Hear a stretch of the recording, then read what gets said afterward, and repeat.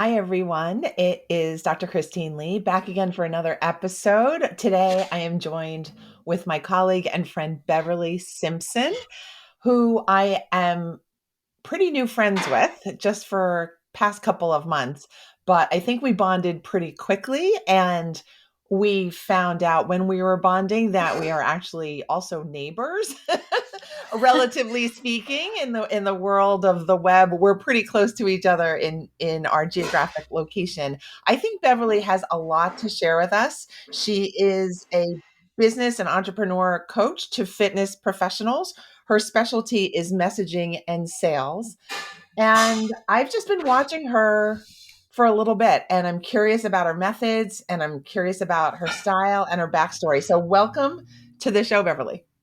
Christine, thank you so much for having me. I am super pumped to be here. It is honestly a pleasure and a privilege to hang out and spend time with you today. Well, thank you so much. I am now noticing how long my introductions are, but I think I fall in love with my guests before I even interview them. So I think I've done that with you too. So please do me the favor of you taking over the mic and sharing with my audience what you're about, what you like to do, how your brain works, all these things, and just share what you want to today. Sure. Okay. So my name is Beverley Simpson, and I am the owner of B Simpson Fitness and the creator of the PT Profit Formula. And for me, it's interesting. Right before we hit record, we were talking about, what is your journey? I feel like I've had so many dramatic life transitions, and I'm just now turning 40, and I feel like I've had 4 lives in the span of one time frame. But I actually am I got started in fitness actually from my drive to grow and be in a musical theater career. So I that's what actually brought me to New York. So I was performing I had my undergrad in California, that's where I'm from, and that's what I was doing. And then right when I turned 26, I just had this like now or never. And it was the perfect transition. So I dropped everything and I drove across the country, and I knew no one in New York, and I started chasing Broadway. And I got my master's from a performance college, I guess. I can't conservatory. That was the word I was looking for.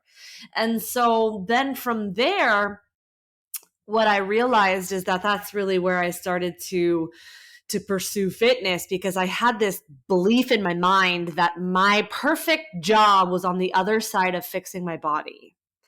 And so that's what got me into the gym. And so I had this person give me this advice once, which I live by, which is that you have to love the process more than the outcome, because you're going to spend more time in the process than you are in the outcome. And so I just had this, I hated the process of auditioning, and I tried to take something I loved to do and turn it into a profession, and I just lost this sense of joy when it came to singing and dancing and acting.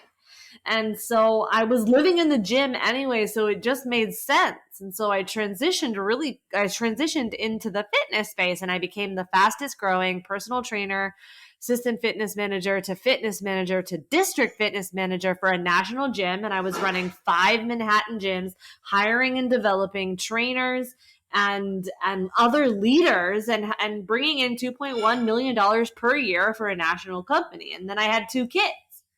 And I had this moment of like, well, I'm either going to build my own dream or someone else's dream. And, it was really interesting because wherever you go, there you are. Right. And so every transition, it felt like I was chasing something on the other side of me. And it really wasn't until I had children that I had this epiphany, this realization that it was all for a reason. It all came full circle when I realized, I've had a couple of realizations where I just was like, oh, wherever you go, there you are. And no matter what I do, I'm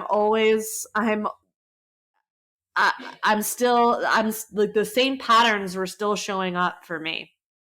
And my children were like my biggest reflectors, my biggest mirrors that showed me specifically like, oh no, Beverly, I left theater because I thought it was a narcissistic industry, but no, that was me. That was me blaming my body, having narcissistic thoughts. I'm not a traditional like narcissist. That's not what I'm saying. But it was just me living in that sense of just always fixated and self-focused. I'll say that. And so that's what brought me to what I do now, which is help trainers build personal brands and other health coaches. I have nutrition, registered dietitians, physical therapists, and I really help them honestly just stand in their own power and be powerfully themselves so that they can sell comfortably and, master the art and science of selling without selling. Okay, beautiful. I could definitely hear at least 4 lives in that trajectory that you shared with us. Thank Right? you for describing the basic steps of your path and paths. I'm wondering, the thing that caught my attention was when you said you felt that the perfect job was on the other side of getting your perfect body. Would you mind if we started there in terms of Yeah. what that was about and how Mm-hmm. stuck that might have made you? And Mm-hmm. how you were able to move around that and past that. I love it. I love it. I love it. Okay. So it's great. I mean, honestly, that was like kind of, a very, very important part in my life was that what I meant was I traditionally, so for those of you who don't know the musical theater world, you have different, types and you have different sounds of voice that you are typically cast into, right? So at least back in the day. And when I say back in the day, I'm talking like maybe 10 years ago. And I know that they're working to change it, but there is a reason why it's just a very externally cast job. Essentially, people are judged by what they sound like, what they look like, how they. It's all very subjective. It's a very subjective industry, right? So I had an ingenue voice, meaning that I was a typical classical soprano. So my soprano voice was a very, I just had a very like soprano voice, Kelly O'Hare style. Okay. Operatic. But those ingenue types of roles don't fit my personality. I'm actually a very character style actor. Like I'm and person really. Like I'm comedic. I do voices. I have a very there's an intensity about my energy. I am not your typical ingenue Julie Jordan type of person, right? And it's not a bad thing. I'm like a Winifred in Once Upon a Mattress. Like if we want to like get crazy, if we want to be, if you need a visual for that. So for me, and honestly, I look back on it now, and even as I'm talking about it, it wasn't necessarily my body type in terms of like I felt like I wasn't thin enough. That's not true. I was. It was just not an energy that I carried. I'm just not that type of person. But back then, I thought that it was because I wasn't thin enough. So I started getting really like body obsessed and almost like body dysmorphia-ish, right? Where it felt like, I mean, we've all had those moments where we look back at old photos and are like, I thought I was so fat then, right? But that's mental. That's all in our heads from back then and now, right? So I was just in this pattern of, I need to get thin. As soon as I get thin, then I'll get cast. As soon as I get thin, I'll get cast. And for the record, I was a traditionally lean person. It wasn't like I was, I was lean. I just in my mind didn't think I was lean enough. Right. Mm-hmm, mm-hmm. So that's what I meant when I said it was a narcissistic thought pattern, because it was just self-focused. I felt like every morning was, how do I look? What do I sound like? What is, am I lean enough? Whatever it was in my mind. And so then, like every other actor, actress out there, you have to get a job. So a day job while you audition. So I was a waiter for 4 years in my 30s, and I was living that lifestyle, or, late 20s, I'll say. early 30s. And then then because I was just living in the gym so much, I moved to the gym. And so I said, oh, I'll get certified. And I went down this rabbit hole of like getting certified, getting all these certs. And I had this moment where I got to help someone else achieve their goal. And it was the first time that I got to be outside of myself in terms of my thinking. And it just gave me a new dopamine hit. So I thought, oh, I'm just leaving this narcissistic industry. I'll go into fitness. And I'm laughing because fitness, not a self-focused industry. Like, come on. Everyone's, not everyone, but anyway, so but it was an opportunity for me to see more of a linear progress, and I recognized in that moment, which is probably why I love music so much, is that it just felt less subjective. I felt less like I was being judged by, even though we're judged 100% of the time, but I was feeling less like my work could be measured a little bit more objectively instead of subjectively. It was like, do this, take this action, eat a little bit less calories and work out more, and you're going to see progress, as opposed to what auditioning felt like, which was very much like put your heart out on the table and then someone else gets to decide if that's going to work or not. Yeah. So that's what I meant when I meant that I was having like all these, body stuff. And then it wasn't until I had my kids that I realized that it wasn't the industry. And while some of that is true, that it's a little bit more subjective, meaning that it's other people's opinions in terms of your cast, it's not. And that they get to decide what your talent level is, and it's not quite as linear as, say, science or training, to an extent, because of course there are invisible components that we can't see. But it was when I had my two daughters that I realized, my first, where I almost died at birth to try and preserve my body, that I realized, oh, that's it's not the industry, Beverly. It's you. You need to look closely at your beliefs about what you think about external circumstance, or the external world affecting you, right? And that's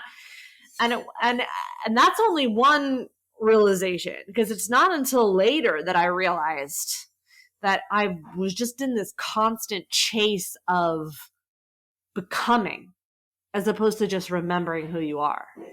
I was going to address that point before you said it. The curiosity that I think I have is kind of, was there something way back when in you that made you maybe particularly vulnerable or attuned to the possibility that other people were thinking about you or judging you? Yeah, I mean, we've gone down this personal development road for a long time, so I've been able to look very closely at my life experience and environments that I was brought up in.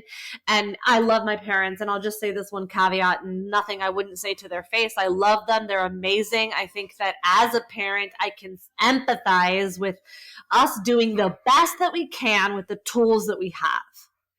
And with that also said, I lived in an environment that was very critical. It was a very critical environment, whether it was intentional or not intentional. I mean, I still hear it now, and I'm always calling my dad out on it. Like, hey, that's critical, and we don't need to be critical here. So it was, I think, because of that environment, it led me to feel oftentimes never enough, that it didn't matter what it didn't matter what the achievement was. It never felt like enough, and B, somehow in my life at some point there was a attachment to your worth being associated to achievement, for whatever reason that was. It might not even have come from my parents. I just know that it was there for me. And oftentimes that neural pathway in my brain still exists. I just have to remember to turn right instead of going left. So there was that. I'm just thinking about how many people are listening and resonating with these elements of having perhaps critical environments when they were growing up, a critical voice inside their head that might Yes. have grown out of that, or just emerged in order to protect the overall health of the self. And also Mm-hmm. my area is protecting people from procrastination tendencies, that the whole link between self-worth and what you're producing and how good it's being received is really just the core root of how procrastination ever is always around, because Mm-hmm. there's that fear spot that I must be missing something. I am missing something. I need to be filling myself up with something or fixing something or performing in a certain way to get the calm that I'm looking for, or whatever you're looking for. That Yeah, journey that never seems to absolutely. end. Yeah. Absolutely. And like let's also not forget that I grew up in theater and doing theater as a kid. So it didn't just come from my parents. You have this constant state of rejection all the time. And one of the things that I think the industry, I wonder if, there's only so much they can do, but it's a disservice, especially at a young age, when you choose someone else for the role because there's only one role and 5 kids auditioning.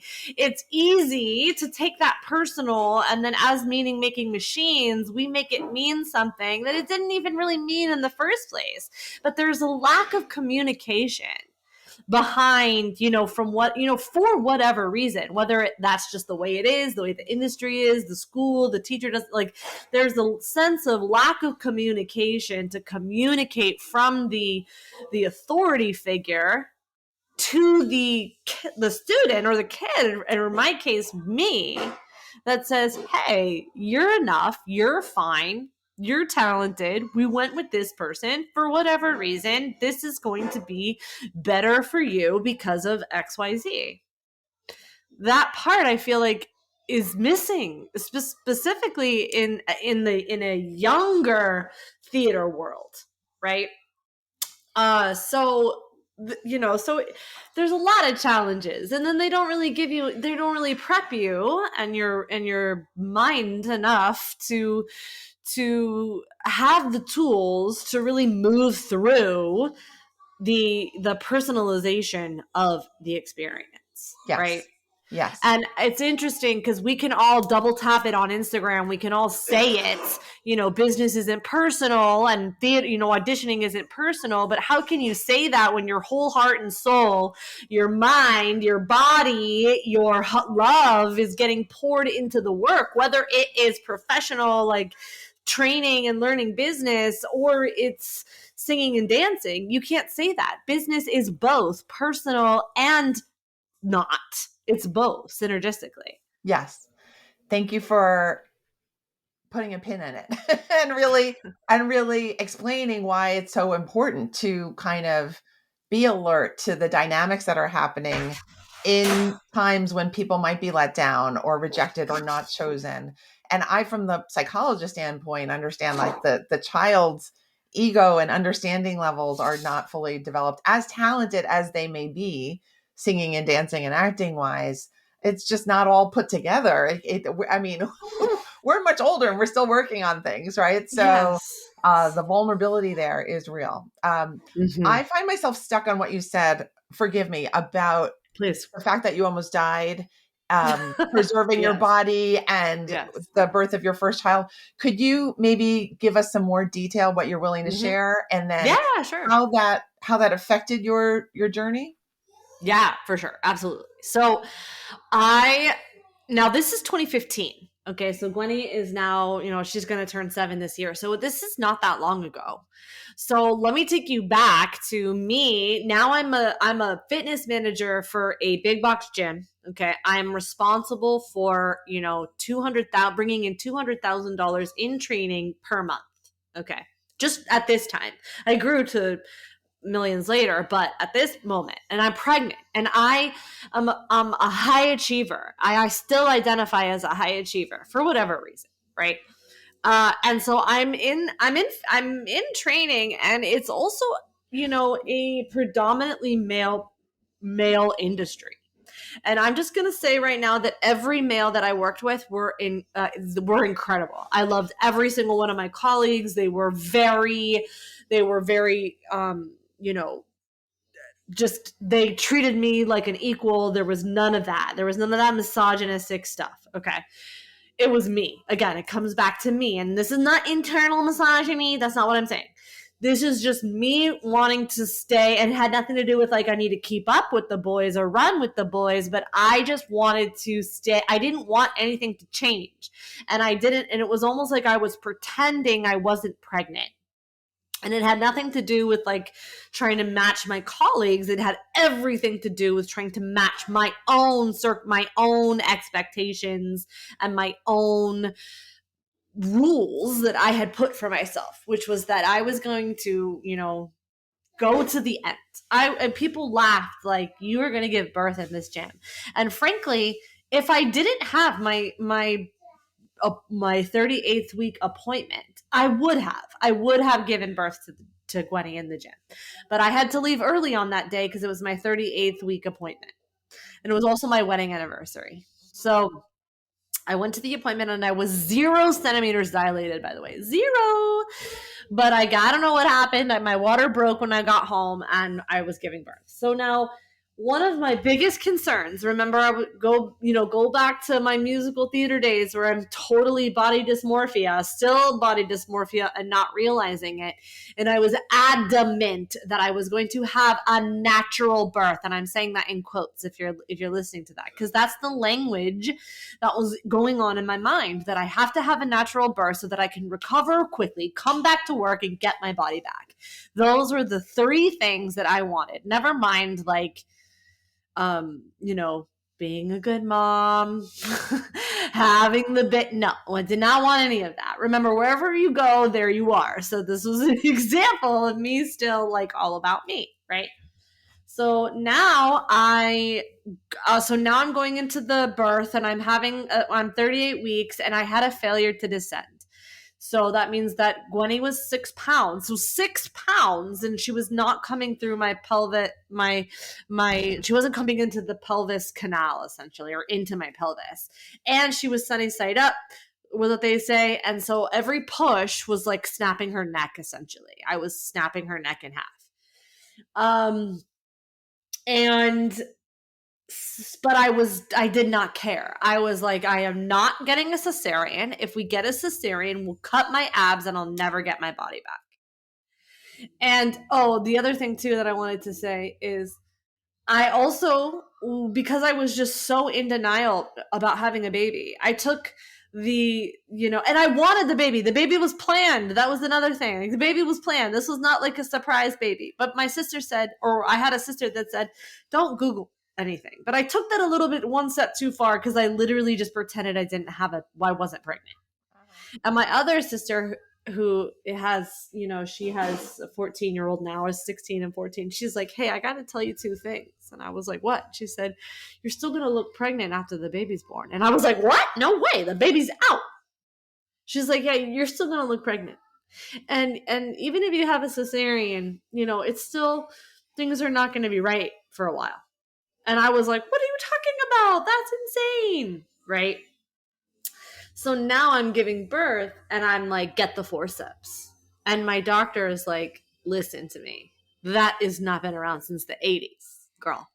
You need to chill and just get a cesarean. It's gonna be fine. And I was refusing. So because I was refusing, I was, going in and out of consciousness. Gwenny was dying. My platelets. So, it was just, pretty dramatic. It was very dramatic. And my husband comes into the room and is like, listen, you're going to kill, both of you are not going to make it if you do not get your shit together. And so I said, fine. And I had to go under general anesthesia. It was just a very, very traumatic experience of bringing Gwen into the world, both because it was very, it was hard because I thought it was going to be or I wanted it to be, I had a lot of guilt, I'll say that. And I still feel that guilt sometimes because it was very like, I wanted it to be about her, but it was not about her. It was about me. And I felt like I like that push from the labor room to like the cesarean, almost like going in and out of consciousness. But I remember being heartbroken about what was about to happen and also like feeling bad that I was heartbroken about it. So it was very,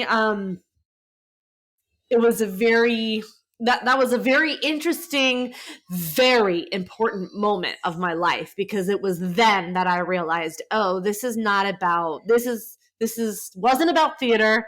This wasn't about any of that. This is about me. And it was an opportunity for me to begin the healing journey of, me essentially.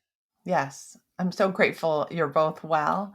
Thank you for Yeah, me too. sharing that incredibly intense story. And I'm glad that all the best decisions were made and that it launched you into healing, It really healing did. Yeah. that journey for yourself. And thank you for sharing all of Mm-hmm. your stories because it's a lot of life you've been living and a lot you've been having to learn about yourself and the way you Yes. are. And because I'm doing all these podcast interviews as you have been yourself, that it's just, and the fact that I'm a psychologist too, and so interested in people's stories, it's like every person has got multiple layers, multiple selves, multiple scars and Mm-hmm. healing journeys that they've had to forced to be on, really, right? Mm-hmm.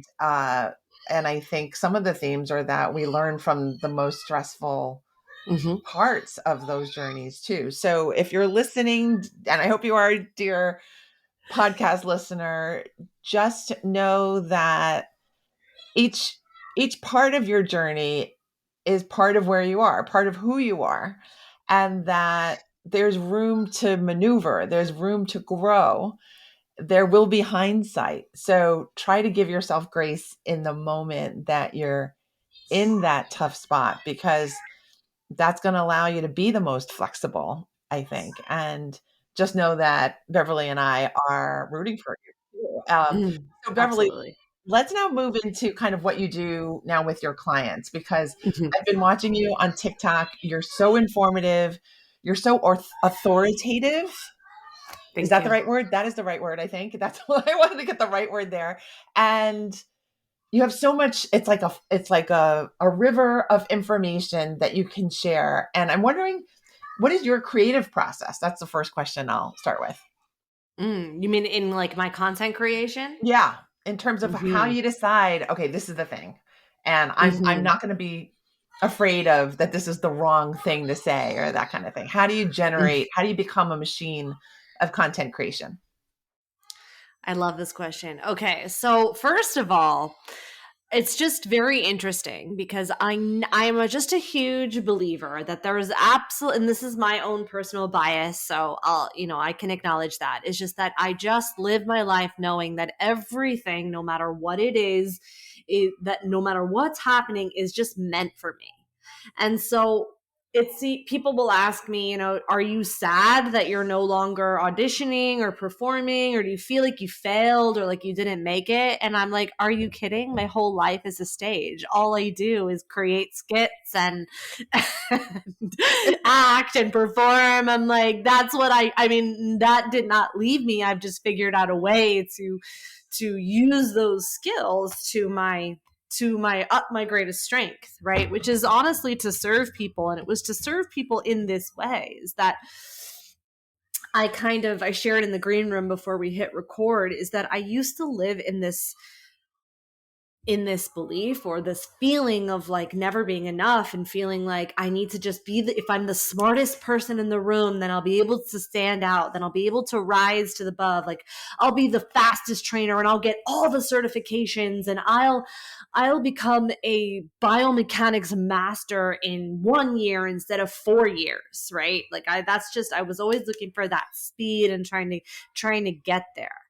And so along that journey, I realized, and in working with hundreds of trainers, I realized that the ones that tend to struggle the most tend to be the ones that are the smartest. And it's because they live from this place of the coach's curse, which is that knowing that there's always more to learn. It's the best gift. The people that are the high achievers know that there's always more to learn, but sometimes it's at the expense of recognizing and knowing that they're enough now and that they can help someone now. In fact, they're probably more qualified to help people than the ones that just don't know any better, right? And that's not to say that those people are bad or wrong or any of that. None of that, right? It's just to share and offer and to say that there's an opportunity for people to get better and to also value the value that they bring to the market space,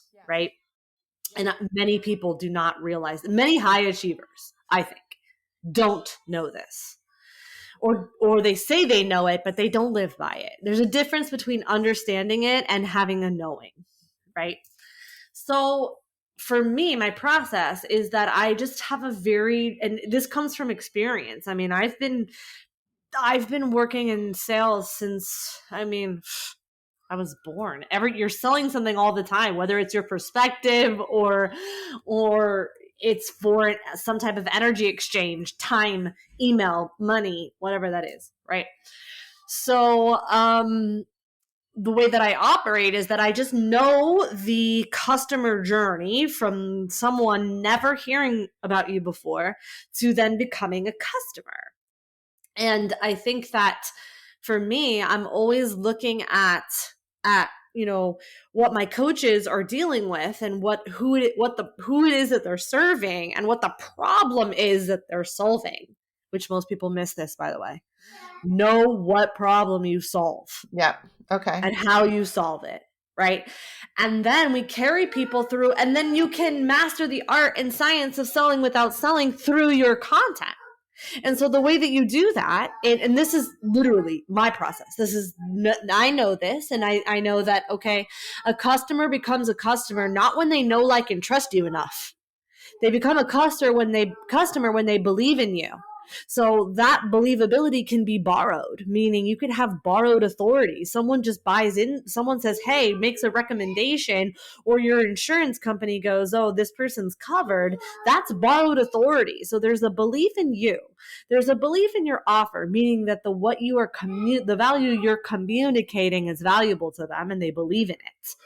But then there's also this component of belief in themselves. They have to believe that they themselves can do it and that they need it now. And when you can do that and remove all of resistance, you can do that with your messaging, with your content. And when you can do that, that is how you'll be able to turn someone who's never heard of you before into a customer. If you're in business, right?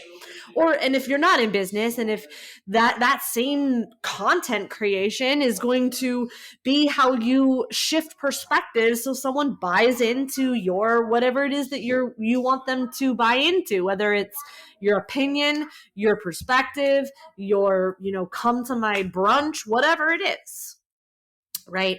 And so because I know that, then I just work backwards in terms of the customer journey and for content creation. And I also think that there's a lot of unpacking in terms of, people have to value what they bring to the market space, and we tend to not do that. Meaning we take for granted what it is that we do because we think, oh, it's just so easy. It's so easy for me to take one idea and turn it into 10 pieces of content. I could do it in a minute. It's easy for me to plan out 90 days of content in 1 hour and then have the template and then just on the side go and create it. I can pull out my phone and be okay with exactly how I look with whatever lighting and just blah, blah, blah. That comes easy and naturally to me, but I know that it doesn't for others. Yes. Yeah. And I think that we miss that. Yes. I think our listeners are getting why the sales and marketing and messaging are as complicated and maybe mysterious as they are to many, and how much of a grasp you have on the entire picture and what is necessary, including the self-belief components that you've had to go through Oh yeah. yourself in your life. I love how the whole picture comes Yes. together, that your Yes. excellence is still here in the work that you do, the acting that you do on TikTok, and Mhm. the messaging and the heart that you put in to your work, I think is really apparent to me from this interview and also just from what I know of you. So thank you so Thank you. much for sharing your mastery with us today. I really appreciate you Mhm. being so open and Of sharing all the course. stories with us. You're Could welcome. thank you. Could you now tell us how our listeners can stay in touch with you and message you and work with you? Sure. So the best place to find me is at B Simpson Fitness on Instagram, on TikTok. That's where I am right now. I'm actually in the middle of doing an experiment where I'm creating a brand new Instagram from scratch, 0 people. So you can find me there at Team B Simpson Fitness. So I'm at both B Simpson Fitness and Team B Simpson Fitness. Okay. So B Simpson, it's like the letter B, right? B Yes. Simpson Fitness. Terrific. I will have it all in the show notes for our listeners. And thank you Great. again for Of course. just bringing it today. I love it. Great. Okay, everyone. We are going to wrap it up today. Remember to stay in touch with Beverly and me over on Instagram and or TikTok, and we'll see you next week. Take care.